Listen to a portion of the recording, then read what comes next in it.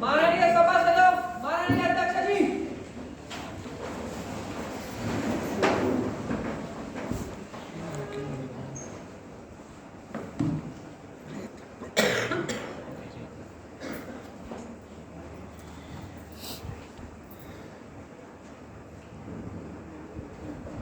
Members may be seated.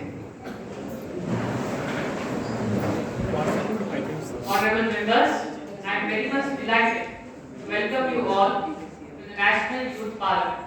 Hope this session will be fruitful as we sit here to deliberate issues concerning the nation. Today's first business is posting. Secretary General, please.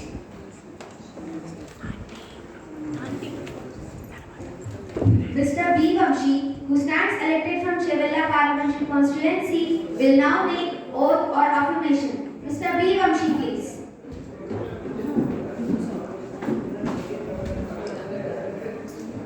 Sir, will you take oath or affirmation? In which language you would like to take oath? I, B. Vamshi, having been elected a member of Youth Parliament, do swear in the name of God that I will pay true faith and allegiance to the Constitution of India as by law established, that I will uphold the sovereignty and integrity of India, and that I will truly and faithfully discharge the duty upon which I am about to enter. Jai Hind. Congratulations.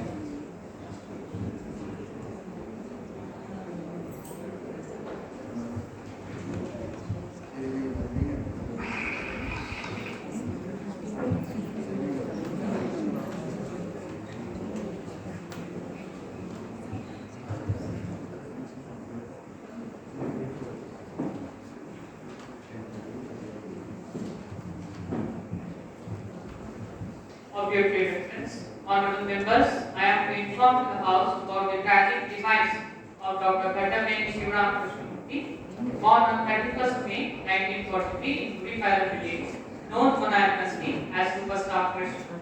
He was an Indian actor, director, producer, known for his works predominantly in Telugu cinema. In a film career spanning 5 decades, he starred in more than 350 films in a variety of roles. He referred to as superstar in Telugu media. In 2009, the Government of India honored him with Padma Bhushan for his contributions to Indian cinema. He was an elected member of Parliament from the Congress Party in 1989. In 1997, he received Filmfare Lifetime Achievement Award, South. In addition, he also received an honorary doctorate from Andhra University in 2008. He died on 15 November 2022 due to a cardiac arrest. This meeting extends condolences to the bereaved family. Honorable Prime Minister. Speaker Sir, I rise to pay my last tributes to Shri Ghattamneni Shivram Krishnamurthy, whose demise is deeply mourned by the entire nation. His death is also a personal loss for me. Everywhere he went, innovation followed Superstar Krishnamurthy. He will be remembered forever, and his legacy will live on forever. On behalf of this House and the entire nation, I extend my deepest condolences to the bereaved family. Thank you. Honorable LOP.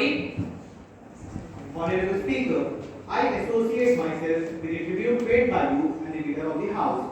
I had privilege to work with Superstar Krishnaji. He was a person, because of his lovable nature, he never annoyed anyone. He was always having a smiling face. He was an open-hearted person. So, he was known for his innovations in cinema. He was the one to introduce 70mm cinema. We have lost a great social worker, artist. I would like to associate myself and my party in sending condolences to the bereaved family. The House will now stand in silence for a while to express our deep sorrow.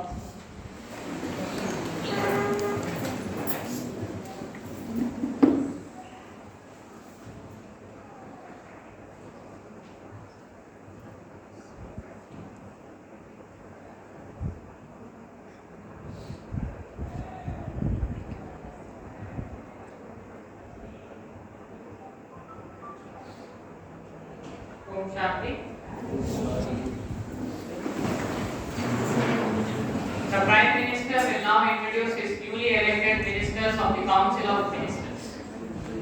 Speaker sir, with your permission, it is my great privilege to introduce to this esteemed gathering the new members of the Union Council of Ministers, Ms. Sri Vidya, Union Minister of Jal Shakti,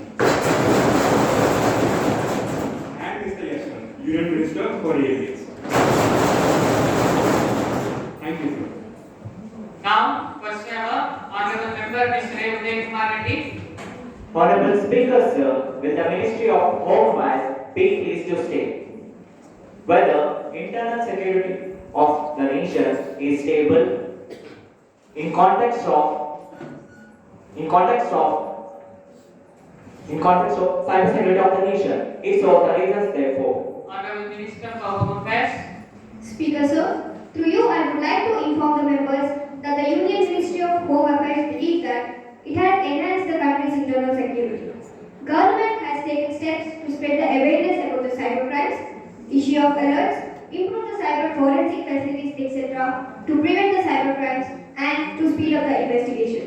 The government has launched the online cybercrime reportal portal to enable the complainants. I reassure the honorable member about the safety of the people. The situation currently is stable. Thank you, sir. Honorable Member Mr. K. Aditya. Speaker sir, will the Honorable Finance Minister be pleased to state what are the results of efforts by the Ministry to manage ever-growing inflation in the country? Honorable Minister of Finance.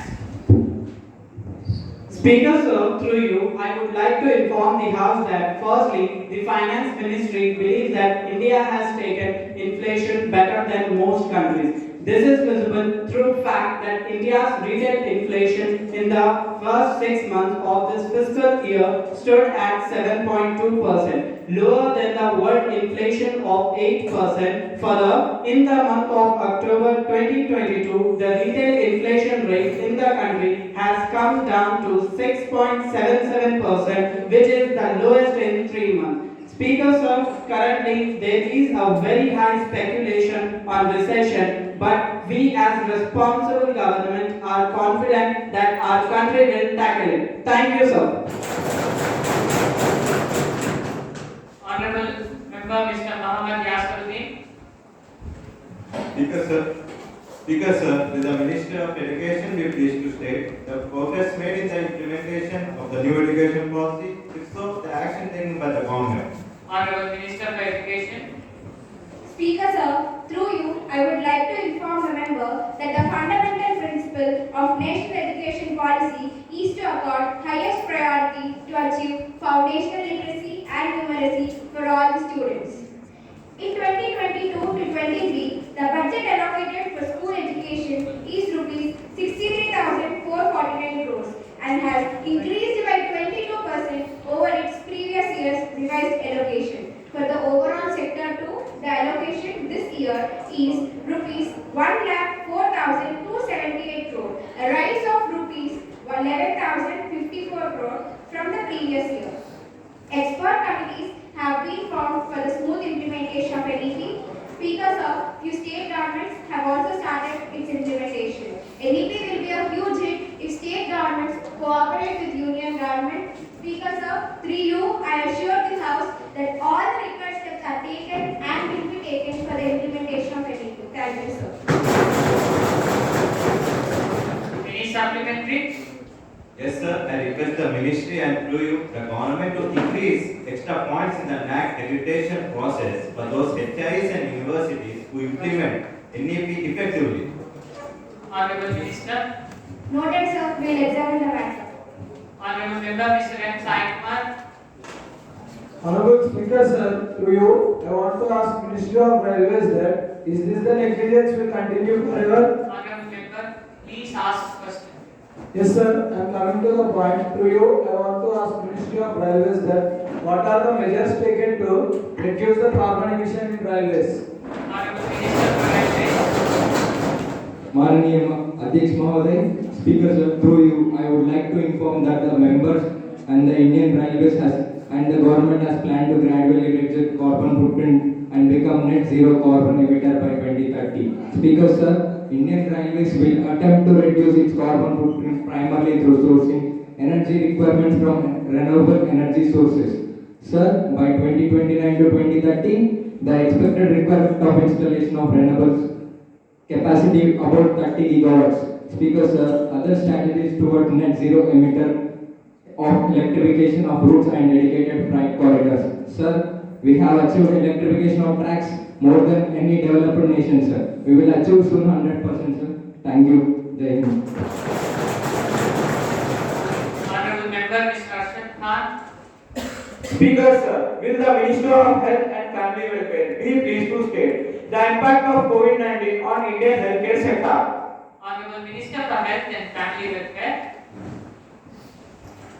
Speaker sir, through you, I would like to inform the members that the COVID-19 pandemic worsened things by crippling the Indian healthcare sector severely and leaving it in urgent need of solid financial backing.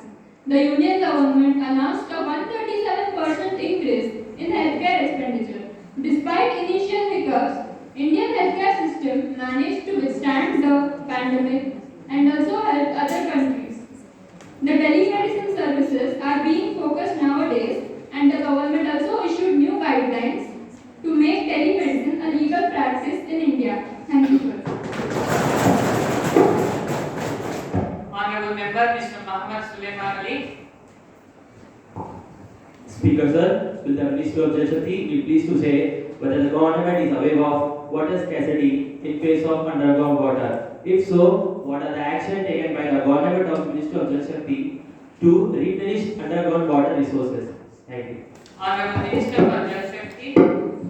Speaker sir, through you, I would like to inform the members of the Union Ministry of Jal Shakti is indeed aware of the water scarcity in groundwater depletion. Accordingly, a string of measures have been introduced by our ministers and other allied ministers.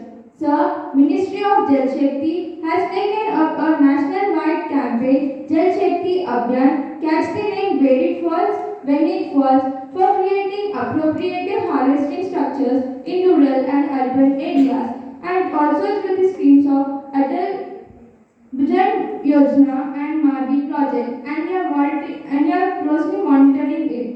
And we have also started Har Ghar Jal Abhiyan and Amrit Sarovar Abhiyan. Thank you, sir. Honorable Member Mr. A. Bharat Yadav. माननीय अध्यक्ष महोदय, the Ministry of Law and Justice be pleased to state how many cases are pending in Indian courts. Measures taken by the government to improve judicial infrastructure and also the budget allocated to National Judicial Infrastructure Corporation. Honorable Minister of Law and Justice. Speaker sir, through you, I would like to inform the House that there are 4.7 crore cases pending as on May 2022 in different levels of judiciary. Sir, this is due to increasing litigations and inadequate infrastructure in the courts. To address this issue, the Government of India have given top priority in sanctioning funds. Sir, the government have already allocated 9,000 crores to National Judicial Infrastructure Corporation for improving infrastructure in the judiciary. Sir, we are also giving speedy approvals for the recruitment of judges. Sir, Government of India believes that all India judicial services will help promote federal governance. Thank you, sir. The question hour is over. Now calling attention motion. Members, the House will take up calling attention motion moved by Mr. C. Avish and Ms. Samri. Mr. C. Avish. Speaker sir, I would like to draw the attention of Honorable Union Minister of Environment to the following subject of urgent public importance and request her to issue a statement regarding and clarifying the government position on it. The Conference of Parties COP27 held in Egypt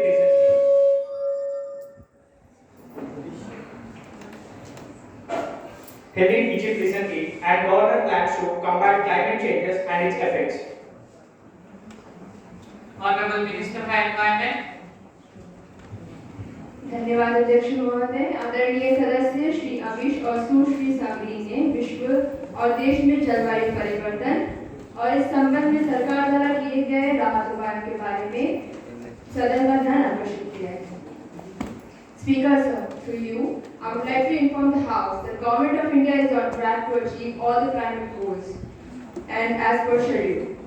We are confident that we will successfully combat many ill effects of the climate crisis and its resulting crisis.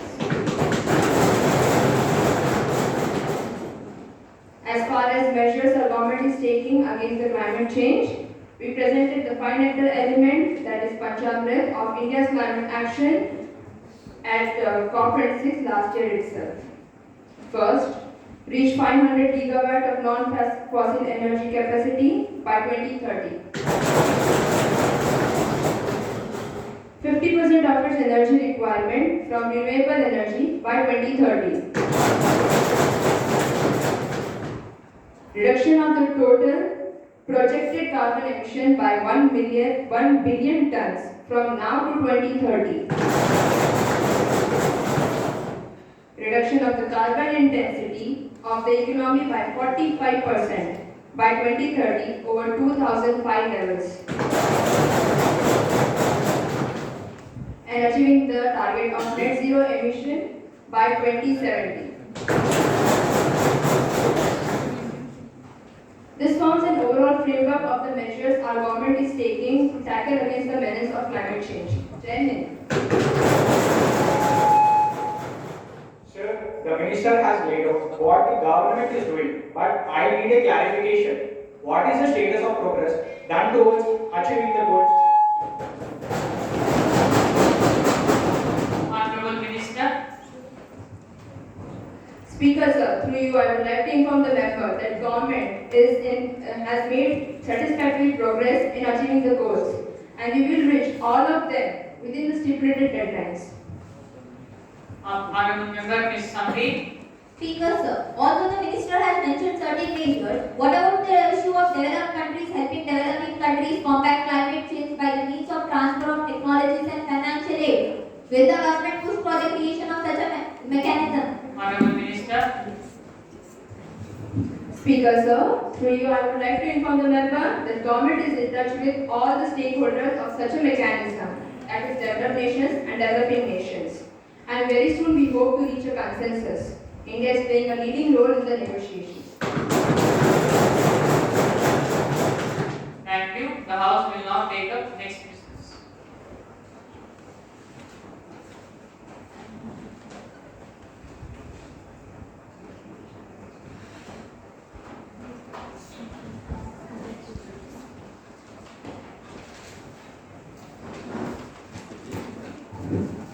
Honorable members, I have to make an announcement on behalf of the honorable members of the House. I have a great pleasure in welcoming Dr. Mohammad Charuk, Speaker of the Parliament of Nepal and member of the Nepalian Parliamentary Delegation, and Dr. C.H. Rishikesh, Ambassador of the United Arab Emirates, who are on a visit to India as an honored guest. They arrived in India on Wednesday. They are now seated in the special box. During their stay in India, they will also visit Agra. We wish them a happy and fruitful stay in our country. Through them, we convey our greetings and best wishes. The government of Nepal and the friendly people of Nepal and UAE.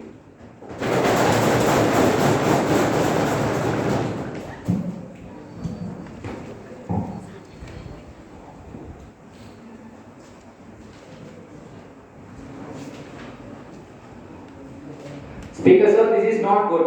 The decisions taken by the government are not good. We are objecting the decisions. As the government is not getting the correct ideas, so we will do the project. So we are objecting the things that are done by the Order, members, I will not allow this. So I am requesting you to have an urgent short Please, discussion on this matter. please, Honorable Minister. Speaker sir, the opposition wants to discuss the issue as an adjournment motion. But our government has already integrated it under the private member resolution in today's business. So, I request them to be patient and cooperate with the House. Honorable Member Willoughby. Honorable Speaker, our intention is not to disturb the House, but to discuss the matter of urgent public importance. Sir, we are satisfied with the assurance given by the Honorable Minister of Home Affairs. Thank you, sir. माननीय सदस्यगण, मुझे विभिन्न विषयों पर स्थगित प्रस्ताव की सूची प्राप्त हुई है। मगर मैंने किसी स्थगित प्रस्ताव की सूचियों को अनुमति प्रदान नहीं की है। Next business, legislative business bills for introduction, consideration and passing. Item number 108, Minister for Environment to introduce the Biological Diversity Amendment Bill 2022. Sir, I beg to move for the leave to introduce the Biological Diversity Amendment Bill 2022. Motion moved. The question is, the leave be granted to the Minister of Environment to introduce the Biological Diversity Amendment Bill 2022. Those in favor will say aye. Aye. Those against will say no. No. I think ayes have it. Ayes have it. Ayes have it. The leave is granted. The Minister may now introduce the bill. Sir, I introduce the bill. Item number 109, Minister for Education to introduce the Entrepreneurship in Education Bill 2022. Speaker sir, I beg to move for leave that the Entrepreneurship in Education Bill 2022 be passed. Motion moved. The question is that the leave be granted to the Minister of Education to introduce the Entrepreneurship Education Bill 2022. Those in favor will say aye. Aye. Those against will say no. No. I think ayes have it. Ayes have it. The leave is granted. The Minister may now introduce the bill. Sir, I introduce the bill. I request the Minister to make a statement on silent features of the bill. Speaker sir, for increasing entrepreneurship in India and imparting quality education to students in small towns and villages, for the first time through this bill, we are going to establish an online and offline universities of entrepreneurship. Through this bill, the government will constitute an expert committee to oversee and review successful and sustainable implementation of entrepreneurship-oriented education in our country. This bill will empower the government to bring equity, affordability and improve infrastructure in education. The government will make sure that we provide equal opportunities to all students. We will set up a committee with experts who will monitor its implementation. The government will provide its full support for research so that students have access to knowledge in the best possible way. In the present competitive world, we need to develop entrepreneurial qualities right from school. Therefore, we will establish an entrepreneurship training academy to train school teachers who will further train the students. Government will make sure that the priority is given in faculty appraisal for encouragement of startups. Students need a platform where they can face their competitors and get a chance to share their ideas in real time. Therefore, we propose to establish an entrepreneurial university where students from other countries will also be welcomed.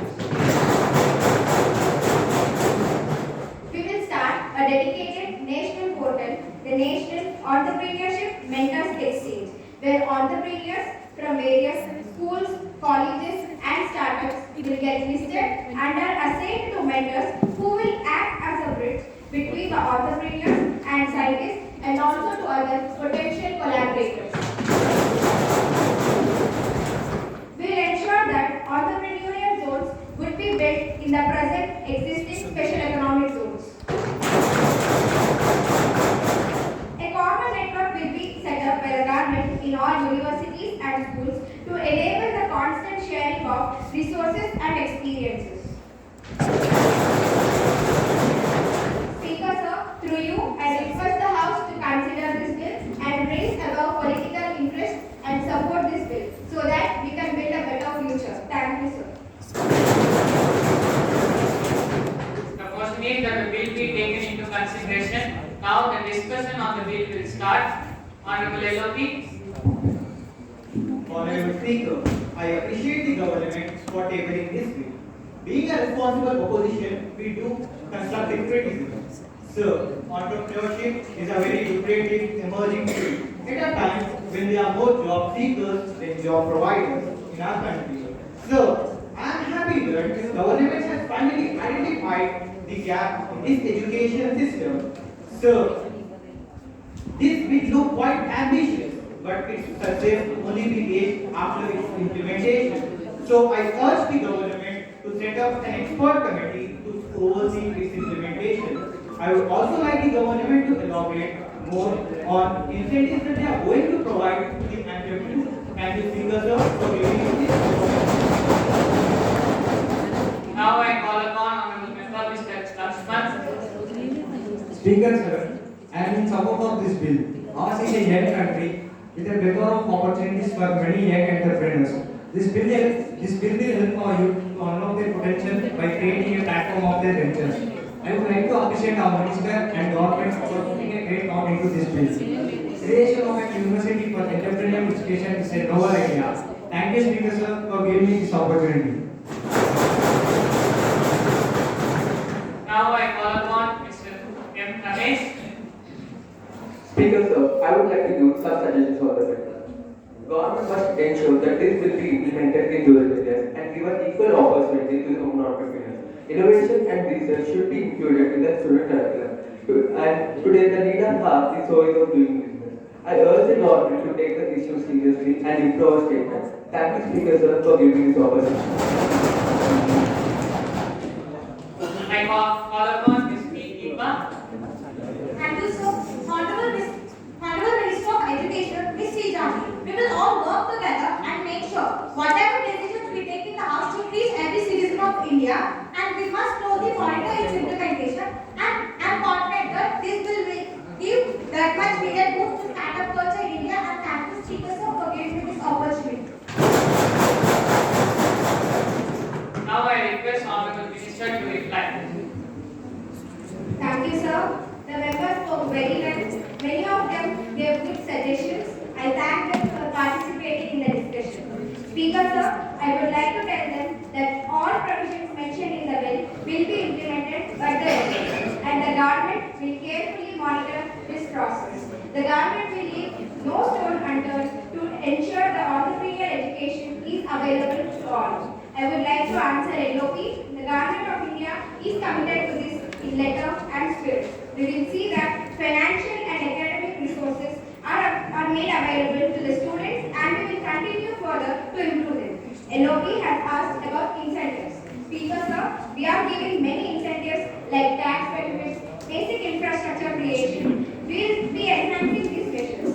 This bill is for welfare and development of our country and its entrepreneurial talents. So I request all members to support this bill and raise above individual political aspirations and unanimously pass the bill. Members, now the House will take up clause-wise consideration of the bill. The bill has 8 clauses. The question is that clause 1 to 3 do stand part of the bill. Those in favor will say aye. Aye. Those against will say no. No. I think ayes have it. Ayes have it. Clause 1 to 3 do stand part of the bill. Now the question is that clause 4 to 8 do stand part of the bill. There are no amendments to these clauses. Those in favor will say aye. Aye. Those against will say no. No. I think ayes have it. Ayes have it. Clause 4 to 8 do stand part of the bill. Now the question is clause 7, 8, short title, long title, enacting formula do stand part of the bill. Those in favor will say aye. Aye. Those against will say no. No. I think ayes have it. Ayes have it. Clause 7, 8, short title, long title, enacting formula do stand part of the bill.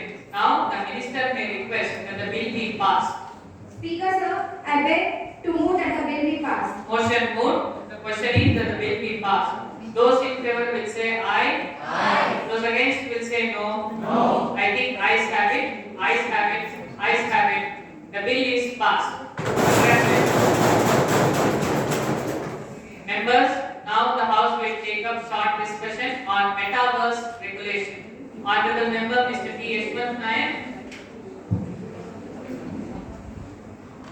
Honorable Speakers, I vehemently oppose this bill by the government to regulate the metaverse as a whole. The word metaverse generally refers to the virtual world that lies beyond or an extension to the real world. The metaverse represents a highly interactive three-dimensional virtual world like a real world.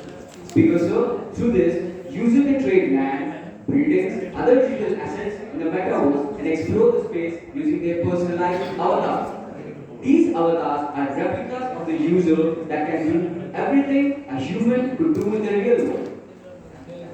In the past COVID world, this assumes even more significance as people are now conscious of how often they actually step out of the safety of their homes. Therefore, at this stage of its development, metaverse should be allowed to develop without any hindrances so that we can later reap the benefits of this exciting new technology. Thank you, sir. Honorable Member Mr. M. Simon Katta. Honorable Speaker, sir, the metaverse is an exciting technological development. However, if it proceeds in the desired condition, it will serve as a great boon for mankind. However, given the stage of development it is in and its future direction remains uncertain, we must be very vigilant and careful regarding its introduction and adoption in our country. As we know that technology is a double-edged sword, and once its spirals are out of control, the effects can be catastrophic for our country, with the ever-growing risk of cybercrimes always spreading across our country. So we cannot let another platform that can potentially be misused by evil forces against our country. So therefore, in my opinion, it is essential that metaverse is regulated in India. Therefore, I support metaverse regulation. Thank you, sir. Honorable Member Ms. P. Mashari. Honorable Speaker, sir, in my judgment, the unnecessary metaverse regulation may ends up being a real hindrance to the complete adoption of the latest technology. It's time for innovation and may lead to technological stagnation, which hampers the country's progress. I foresee the same happening in the case of metaverse too, when it comes to be regulated by the government and its agencies in India. I do understand that metaverse is a real mine of opportunities for India. It offers solutions to the blockchain use cases, virtual work and learning spaces. Apart from this, there is issue of user privacy data and what are its concerns over possible social and cultural impacts when it comes to be regulated by India. So, sir, I would like to suggest the government to think twice before its regulation, as there are many obstacles or hindrances around its regulation. Hence, I oppose this regulation. Thank you, sir. Honorable Member Ms. K. Sarita. Speaker, sir, there is a lot of talk about the issue of privacy and how the personal data could be misused by the government if the government has access to it by the means of regulating the metaverse. I would like to ask the House, is it ordered that if a foreign company which owns the metaverse has unfettered access to all our personal data? Because that is what is going to happen once this technology is adopted in our country. Would that not be a cause for worry? So, the scope for misuses in such a scenario is much more, and it will have repercussions for national security. I therefore believe that before such technologies enters our country, we should have the required regulatory mechanisms in place. Thank you. Now, the Honorable Prime Minister will reply. Speaker, sir, I heard all the members who aired their views during this short discussion. I understand that their concerns are valid. However, through you, I would like to assure the House that any step that our government will take in this matter will only be towards the welfare of the people of India. We have been given this mandate because the people of this country have faith in us. We will never take any step that breaks this trust. As far as regulating the metaverse is concerned, it is important to understand that this is only being considered to uphold two very important principles: data privacy and national security. And our government will go to any length to uphold these two.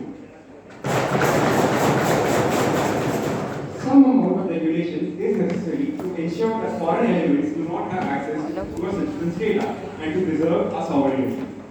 As the honorable member already mentioned, technology is a double-edged sword, and at such an early stage of its development, we must not allow it to go unchecked in our country. At the same time, I would like to assure the House that regulation does not mean restricting growth. My government is equally committed to to make the lives of Indians better. We will not take any measures that pose a burden to this process. We will carefully study this matter and only then reach a policy conclusion. I thank all the members who spoke in this discussion and also you, Speaker Sir, for giving me this opportunity. Jai Hind.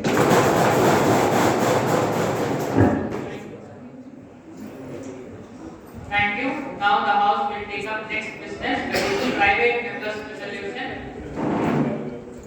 Moved by Mr. Mahesh Naidu on electoral reforms in India. Honorable Member.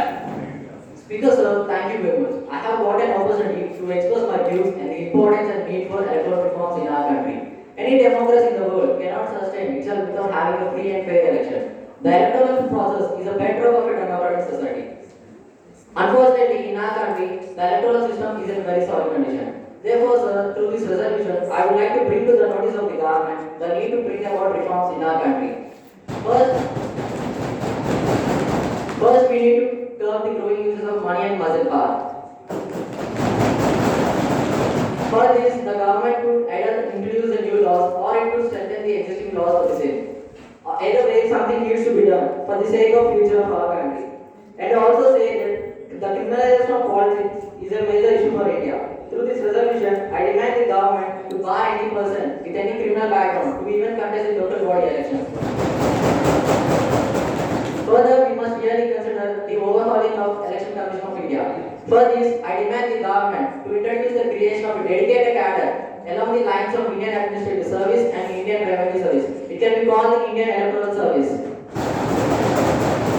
And the members of this service can be sourced from the existing civil servants, and they must function independently and without any fear. Therefore, sir, through this resolution, I demand the government to immediately provide comprehensive plan for reforming and overhauling our electoral system, with inputs taken from the experts and to be implemented within a given time frame. Thank you, sir, for giving me this opportunity. Speaker sir, I support my resolution. Apart from the points mentioned by the honorable members, I would also urge the government to consider these points as well. A voter council should be formed in each assembly and Lok Sabha constituency. It will serve as a channel of communication between the Election Commission and India, and also as a grievance redressal center for the voters. Further, to strengthen the Election Commission, the Election Commission should have its own investigative and prosecutive agencies. People are giving bribes and misuse of political power, which is very evident. And the government should ensure that consider setting up electoral research center for help in the process of improving electoral process. And the government should take care of that. The political power should be prevented. Thus, with these points, I support Mr. Mai's resolution. Thank you. Now the Minister will reply. Sir, the honourable members have spoken in great detail. The honourable member, Mr. Naidu Manish Kumar, mentioned a host of measures that could be taken up to improve on and make the electoral process of India even more effective. Mr. Mahesh demanded the government to act towards curbing the menace of money and muscle power in the elections in India. I would like to state before the House that our government is committed towards ensuring free and fair elections in the country, and there is no compromise on our path towards achieving this. All our law enforcement agencies and the respective states' own forces leave no stone unturned to stall the flow of money and muscle power during elections.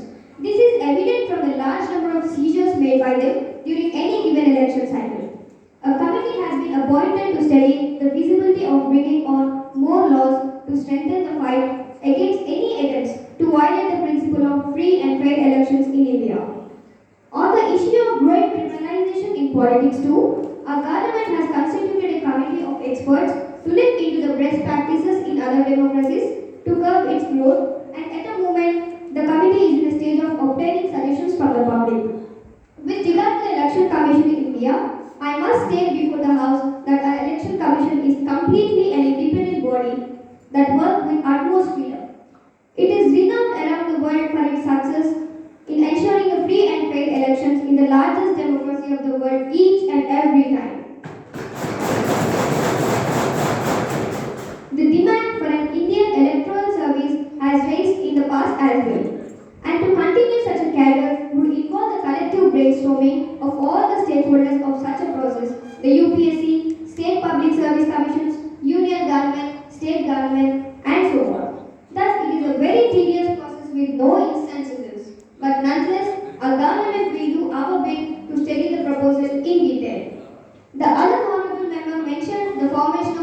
Council. This is also something else the Election Commission is studying and the report will be published in the coming months. The proposal for setting up an electoral research center is very timely, and I assure the members that I will personally look into the matter and constitute the study the proposal at the earliest. Other suggestions were also noted, sir. I therefore assure the honorable member that all the steps will be taken towards ensuring free and fair elections in the country and necessary reforms will be introduced. I request the honorable member to withdraw the resolution. Thank you. Speaker sir, I am happy with the minister's reply. Are you withdrawing? Yes sir, may I have the leave of the house to withdraw my resolution. Motion moved. The question is that the resolution moved by Honorable Member Mr. Naidu Manish Kumar with the leave of the House be withdrawn. Those who are in favor will say aye. Aye. Those against will say no. No. I think ayes have it. Ayes have it. Ayes have it. Resolution with the leave of the House is withdrawn as the member is happy with the minister's reply. Honorable members, the House is adjourned to meet again at 11 a.m. 30th of November 2022.